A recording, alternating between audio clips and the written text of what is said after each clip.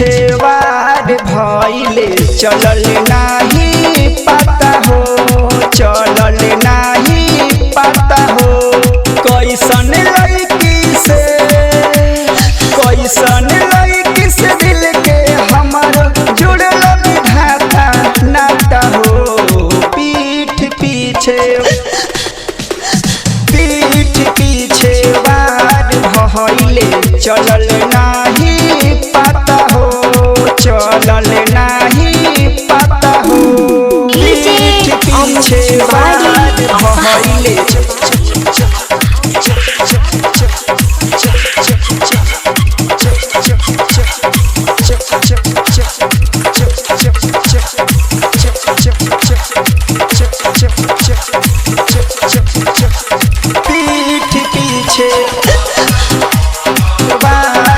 भइले चलल नाही पता हो, चलल नाही पता हो।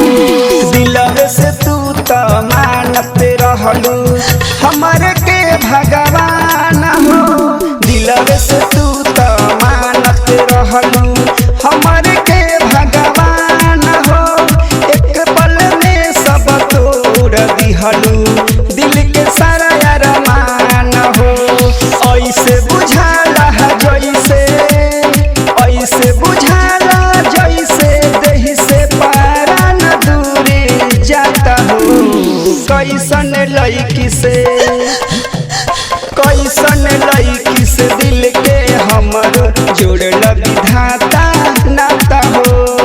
कैली गद्दारी हमसे तोड़ली दिलवा के नाता हो। पीठ पीछे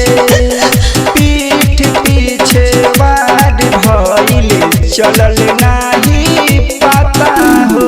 पीठ पीछे वार भइले चलल नाही पता हो।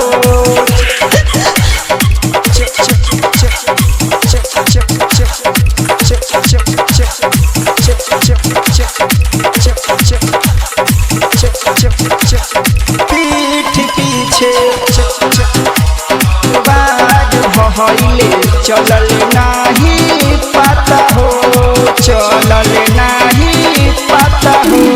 जनों से ज्यादा तू हमरा के करत रहू प्यार हो, जनों से ज्यादा तू हमरा के करत रहू प्यार हो। बिकी बिहारी से कहत रहलू छोड़ियो न साथ हमार हो। सफर सने ही कहे झूठे बाट दिल के दिलासा हो। पीठ पीछे वार भइले चलल नाही पता हो, चलल नाही पता हो।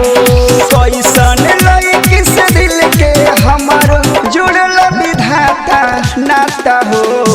पीठ पीछे वार भइले चलल नाही पता हो, चलल नाही। Vicky digital recording studio Jaisipur.